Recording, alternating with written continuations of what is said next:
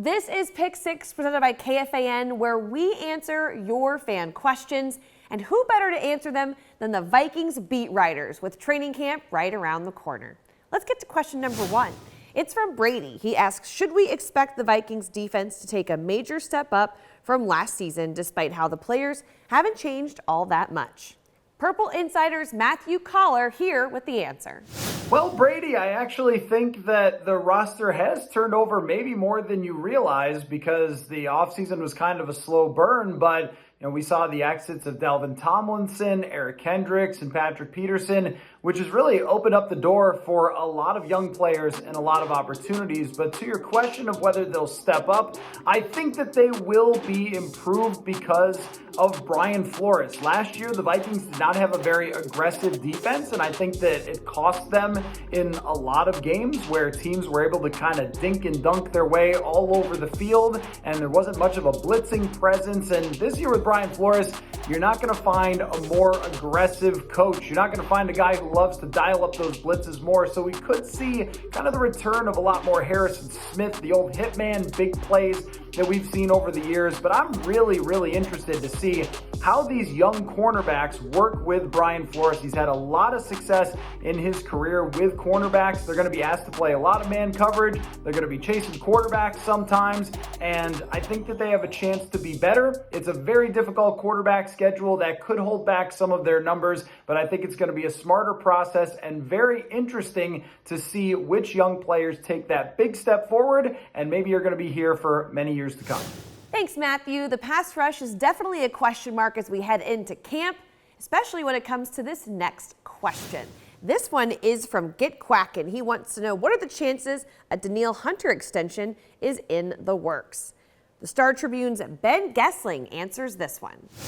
Well, I think there's a lot to figure out here. Kevin O'Connell said last month he was still hopeful for a long-term deal, but the fact that Danielle Hunter skipped minicamp tells you there's still a lot of ground for these two sides to bridge. The Vikings need to decide, at age 29, is Danielle Hunter still going to be a top-flight pass rusher long enough to merit a long-term deal, especially when he's probably going to shift his responsibilities once again with a new defensive coordinator here.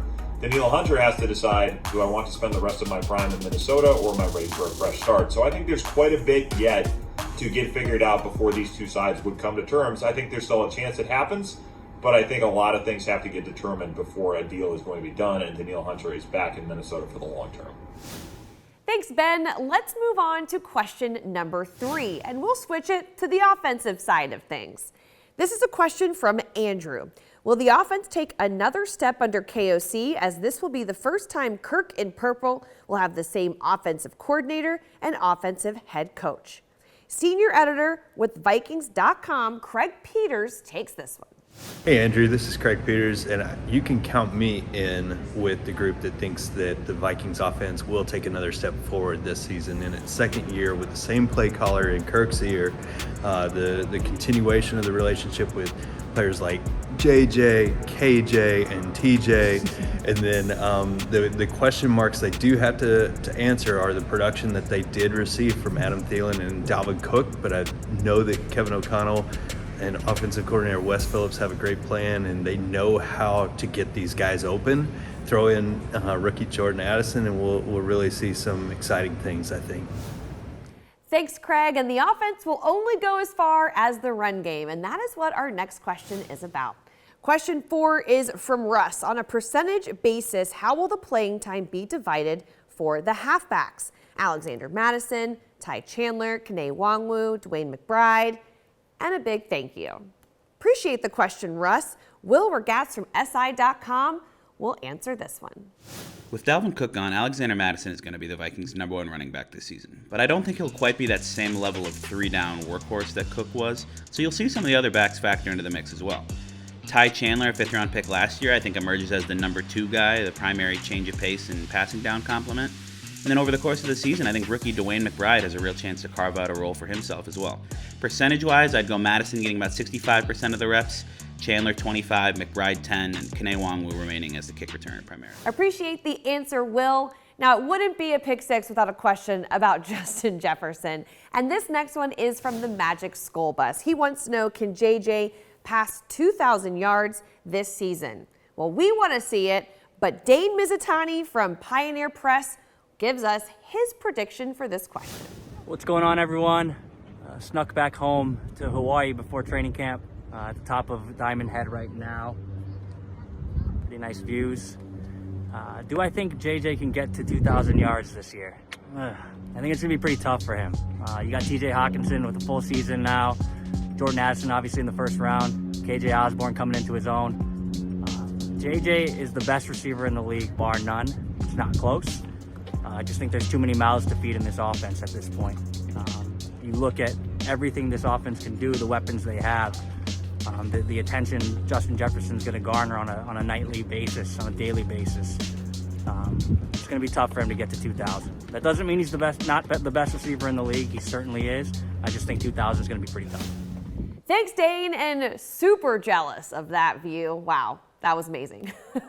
That'll just set us up here, though, for question number 6. It's the final question, and it comes to us from Zach R. Do you believe that the Vikings can still win this division at 9-8, even with 2 of the last 3 games against the Lions? The Athletic's Alec Lewis weighs in. Zach, that's a phenomenal question. I think you hit the nail on the head with Detroit. Jordan Love in Green Bay, we'll see. Chicago Bears, still rebuilding. But Detroit, I think if the Vikings can beat them twice late in the season, it's definitely possible to win at a 9-8 record. I will also say this. In the past, Brian Flores has had Jared Goff's number. 2 different teams now. Jared Goff is in a much different situation, but it's worth mentioning. And I think in the end, it's definitely possible that the Vikings could win, to your point, the division at 9-8. Love to hear it, Alec. Thank you so much for weighing in, and thank you to all of our beat writers for making this edition of Pick 6 so special. Of course, we need your questions. Be sure to follow @Vikings or @Tatum Everett as we call for the next set of questions in a couple weeks. Maybe they'll end up on the show. Have a good one.